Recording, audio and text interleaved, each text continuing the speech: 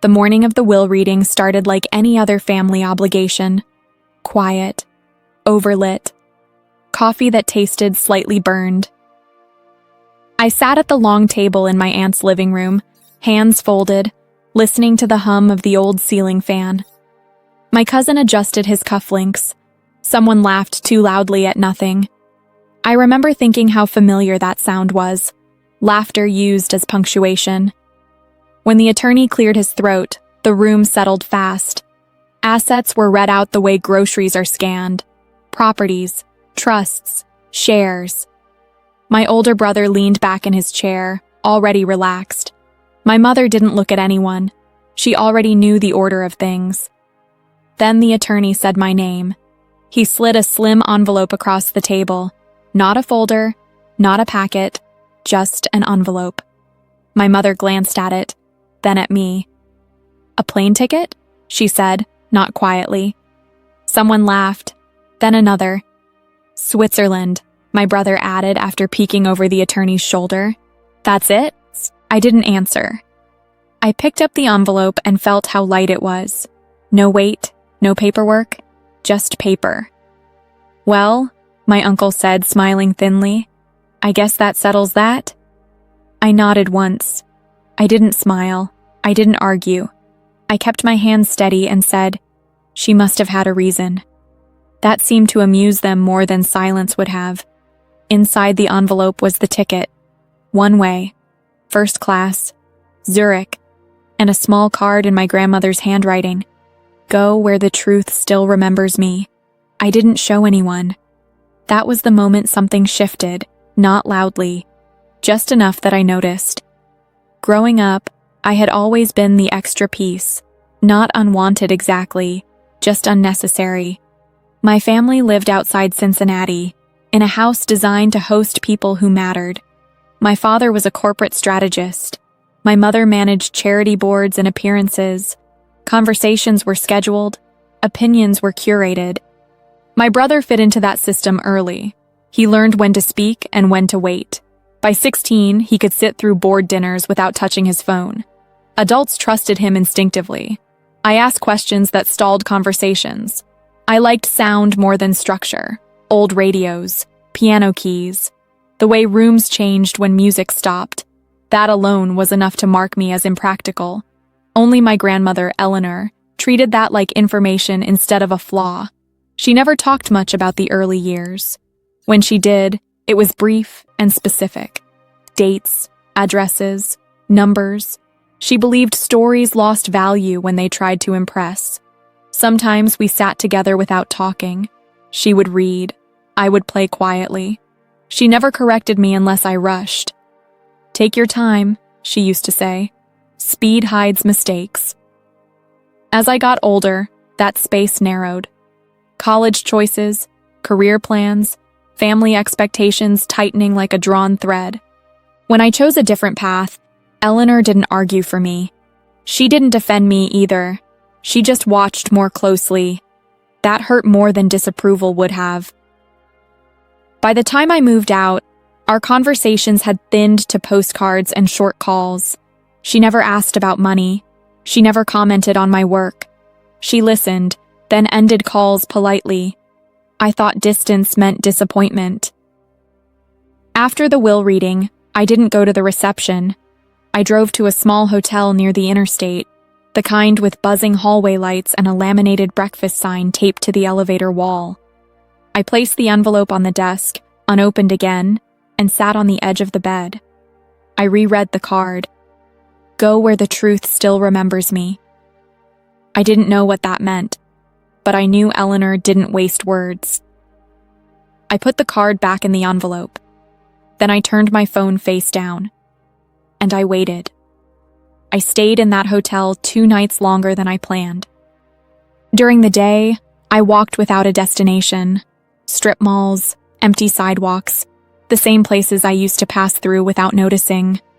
At night, I sat at the small desk and read the card again, as if different words might appear if I waited long enough.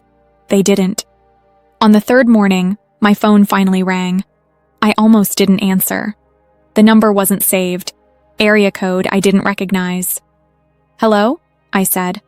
There was a pause. Not awkward. Intentional. My name is Marta Keller, a woman said. Her voice was steady, practiced. I worked with your grandmother for many years. She asked me to contact you only after the will was read.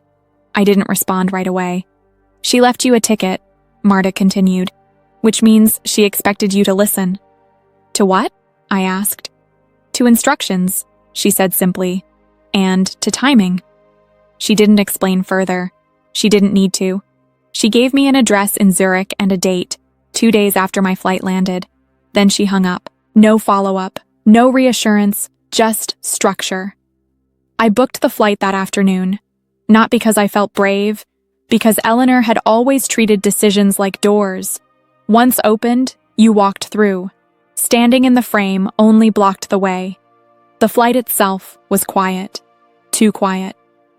First class has a way of removing friction from movement. Soft voices, clean lines, nothing pressing for attention. Somewhere over the Atlantic, I unfolded the card again. Go where the truth still remembers me. Not find the truth. Not uncover it. Remember. That word stayed with me. Zurich was colder than I expected. Clear. Controlled. Everything appeared designed to remain exactly where it was placed. The address Marta gave me led to a modest office near the river. No signage beyond a small brass plaque. Inside, the air smelled faintly of paper and citrus cleaner. Marta stood when I entered. Mid-50s, neat posture, calm eyes. She didn't smile until after the door closed. You look like her, she said. Not in the face, in the way you stand. She gestured for me to sit. On the desk were folders arranged with deliberate spacing. No labels visible. A single key rested beside them. She didn't leave you money directly, Marta said, as if correcting a misunderstanding that hadn't been voiced. She left you access. To what? I asked. Marta slid one folder toward me but didn't open it. To records that don't belong in your family's house, she said, and to a location she stopped visiting 30 years ago. She waited. Let the silence do its work. Your grandmother changed her legal identity twice, she continued.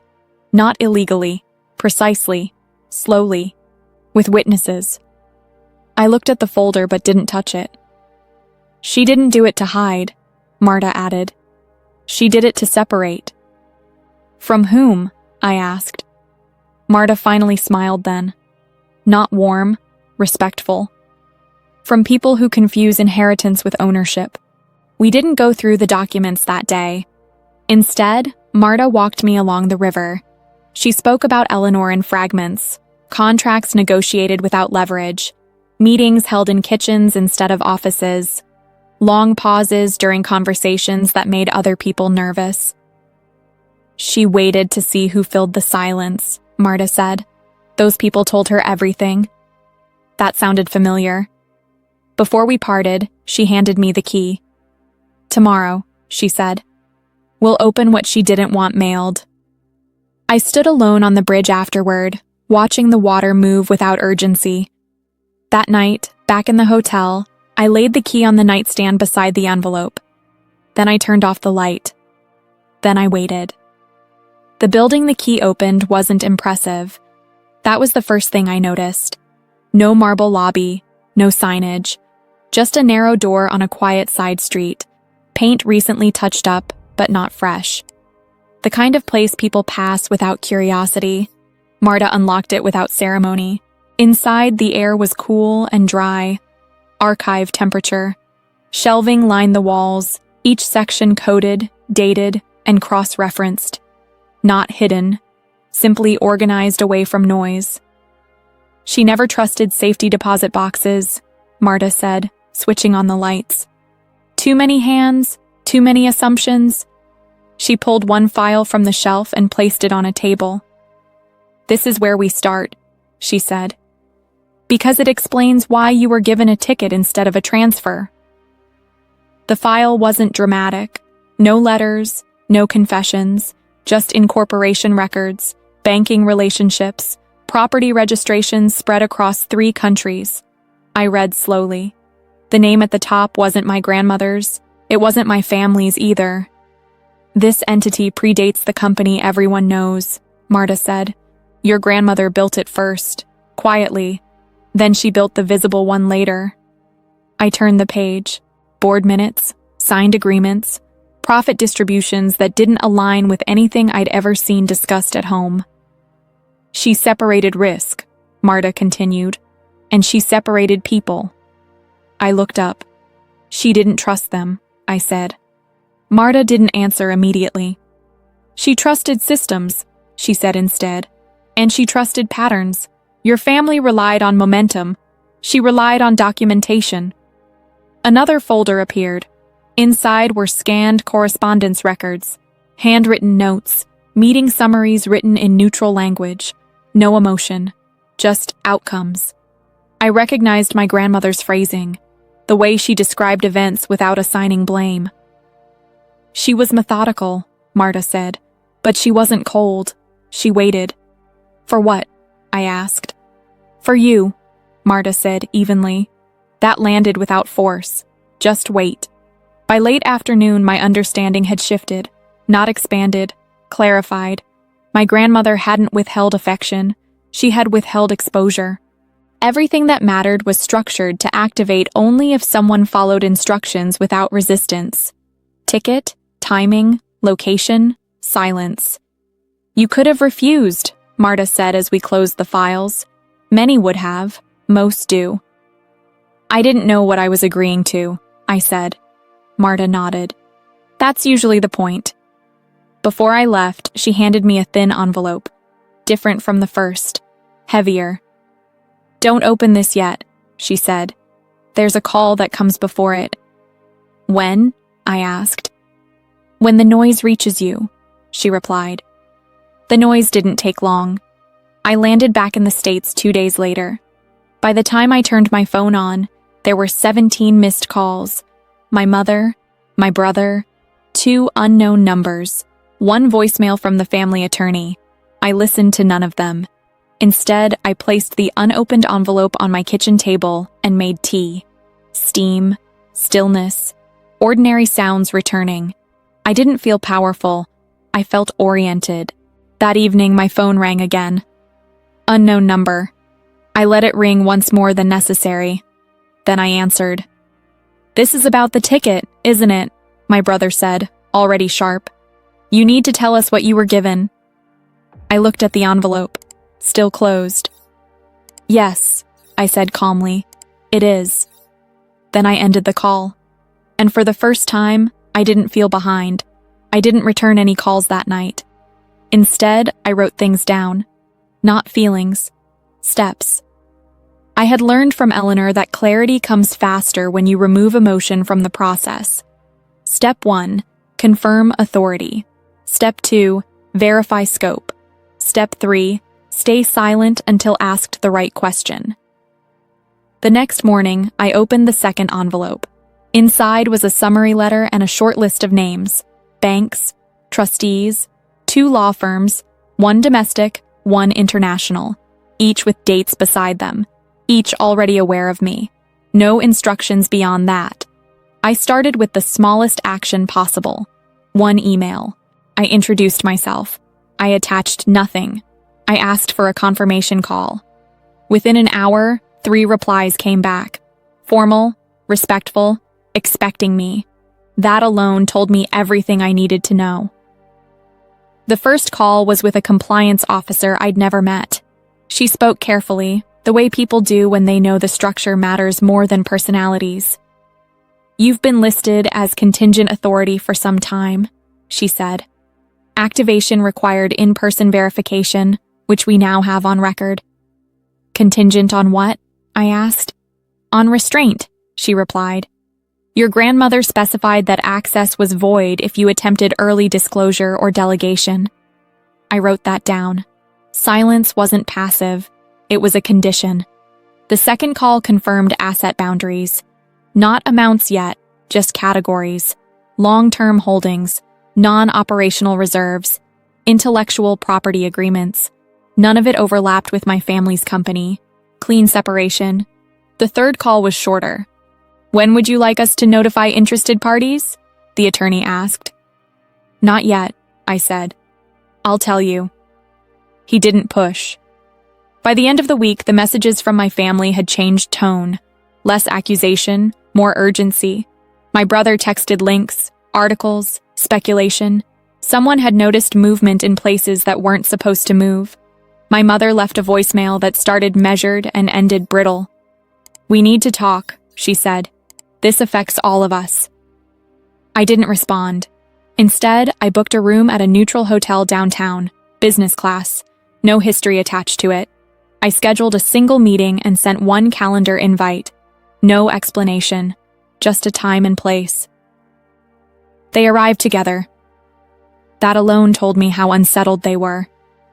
We sat at opposite ends of a long table, water glasses untouched. My brother leaned forward. My mother crossed her arms. The attorney opened his folder before anyone spoke. I assume you're here about Eleanor's secondary holdings, I said. My mother blinked, just once. You don't have secondary holdings, my brother said. If you did, we'd know. I slid one document across the table, not the full file, just enough. The attorney adjusted his glasses. This isn't possible, my mother said quietly. It is, I replied. It's also documented. No emphasis, no satisfaction, just fact. My brother's jaw tightened. Why weren't we told? He asked. I didn't answer immediately, because that wasn't the right question. I waited. The attorney cleared his throat. What are you asking for? He said. That was the right one. I'm not asking, I said. I'm notifying. I outlined boundaries, dates, processes, what would happen next and what wouldn't. No accusations, no justifications. When I finished, there was nothing left to add. We sat in silence. Then my mother spoke. You think this makes you separate? She said. It doesn't. I met her eyes. It already did, I said. Years ago. I stood. I gathered my papers. I didn't rush. At the door, I paused. You'll be informed through counsel, I said, not through me. Then I left. Back in my room, I placed the documents in the safe and sat on the edge of the bed. I didn't feel relief. I felt alignment. Then I waited. The formal challenge came 10 days later. Not in court, not in writing. At a fundraising dinner my mother had insisted I attend for years, and I had always declined. This time, I accepted. The venue was quiet in the way expensive places are quiet. Linen tablecloths, soft lighting, conversations kept just below performance level. The kind of room where reputation does most of the talking. I arrived alone and early. I chose a seat near the edge, not hidden, not central. Close enough to be seen, far enough to observe. My parents arrived together. My brother followed a few minutes later, scanning the room before he noticed me. His expression changed when he did. Not anger, calculation. They waited until dessert was cleared before approaching. My mother spoke first. Her voice was steady, practiced. You've created unnecessary confusion, she said. People are asking questions. I assumed they would, I replied. My father didn't sit. He remained standing, hands resting on the back of the chair. This doesn't have to become adversarial, he said. We can resolve it internally. I nodded once. That option passed. My brother finally sat down. He leaned forward slightly, lowering his voice. You don't understand what you're holding, he said. You'll mismanage it. And when you do, it comes back on all of us. I looked at him carefully before responding. I understand the conditions, I said. And I understand the limits. My mother's fingers tightened around her napkin. This isn't what your grandmother would have wanted, she said. I let that sentence sit between us. Then I reached into my jacket and placed a single page on the table, face down. She anticipated this conversation, I said, and she prepared for it. I turned the page. It was a notarized memo, not emotional, not personal, dated years earlier. It outlined transfer triggers, succession conditions, explicit exclusions. The attorney across the room had already seen it. I knew because he stopped eating. My father read it once, then again. "This is selective," he said. "It's specific," I replied. My brother pushed his chair back slightly. "So, what now?" he asked. I folded my hands. "Now," I said, "nothing changes publicly. You continue as you are, I continue as I am. Legal communication goes through counsel only." "And if we don't agree?" my mother asked. "You already don't," I said. "That hasn't altered the structure." Silence returned, not tense, final. Around us, the room carried on. Glassware clinked. Someone laughed at a distant table. Eventually, my father stood. "You're choosing distance," he said. "No," I replied. "I'm choosing accuracy." I stood as well. "I'll be leaving early," I added. "Please don't follow." They didn't. Outside, the air was cool, clean, uninterested in what had just happened. I walked 2 blocks before stopping. Then I checked my phone. One message. From Marta. "Proceed." I put the phone back in my pocket, and I walked home. Once the structure was acknowledged, everything moved faster. Not dramatically. Administratively. Letters went out through counsel. Notifications followed procedures already written years earlier. Timelines unfolded without argument because they weren't new. They had simply been dormant. The first confirmation came from the international firm. Asset control transferred cleanly. No delays. No emergency clauses triggered. The systems responded the way systems do when they're respected. The second confirmation came from a domestic audit. Several partnerships tied to my family's public company were quietly reviewed. Not because I requested it, but because separation always invites scrutiny. A few irregularities surfaced. Nothing cinematic, just inconsistencies that couldn't be ignored once seen. That process didn't involve me directly, which was intentional. By the 3rd week, the calls stopped. No more urgent voicemails. No more messages asking to talk things through. The silence that followed wasn't empty. It was procedural. My brother's firm issued a short statement distancing itself from certain past arrangements. My father stepped back from one board, pending review. My mother canceled 2 events without explanation. None of it was public enough to feel like consequence, but it was real. I met Marta one final time over video. "You've done exactly what she expected," she said, "which is less than most people try." I thanked her, then asked the question I hadn't asked yet. Why didn't she tell me any of this while she was alive? Marta didn't answer immediately. "Because then it would have been hers," she said, "not yours." That made sense. The last document I signed was for the foundation. It wasn't large by comparison, but it was specific. Music education grants, long-term funding, no naming rights attached to me, just structure and oversight. I scheduled the first disbursement quietly. No press release, no announcement, just confirmation receipts. A month later, I received a single letter from my father, typed, formal, requesting a meeting. I didn't respond, not out of anger, out of completion. That evening, I cleaned my apartment, not thoroughly, just enough. I wiped down the kitchen counter, sorted mail, threw out things I'd been carrying without noticing. I made tea and stood by the window while it cooled. The city moved at its usual pace. Nothing had shifted outwardly, but the noise was gone. I placed my phone face down, then I sat, and I let the quiet hold. A few weeks later, life settled into something predictable. Morning started the same way. I opened the window, let the air change the room, made coffee, checked only the messages that mattered. The foundation ran without urgency. The systems did what they were built to do. Children showed up. Instruments were unpacked carefully. Teachers logged hours and left notes that were practical, not flattering.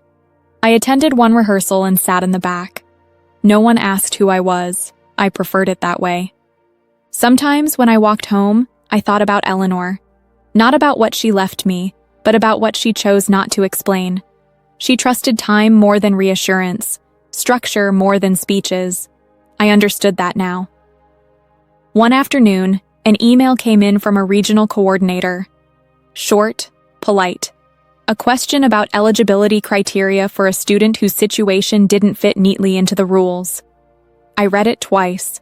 Then I adjusted one line in the policy. Not to make an exception, to make the system more accurate. That felt right. I still hear about my family occasionally, through distance, through other people, always softened, always incomplete. I don't correct them. Some separations don't need to be clarified. They just need to be maintained. Last night, as I was filing paperwork, my phone buzzed. A message from someone I didn't know. They had found my name through the foundation. They weren't asking for money, just advice. They were being pushed out of a family business they'd helped build, and they didn't know where to stand. I didn't reply right away. I finished organizing the folder, closed the drawer, turned off the light. Then I sat down and began typing. If you stayed with me through this story, thank you. If it resonated, take a moment to like the video and subscribe. It helps more than you think. And if you feel comfortable, leave a comment telling me which city you're watching from and what time it is there right now. I always like reading those. 2 more stories are coming next, ones many of you have already asked about. Until then, take care of your boundaries.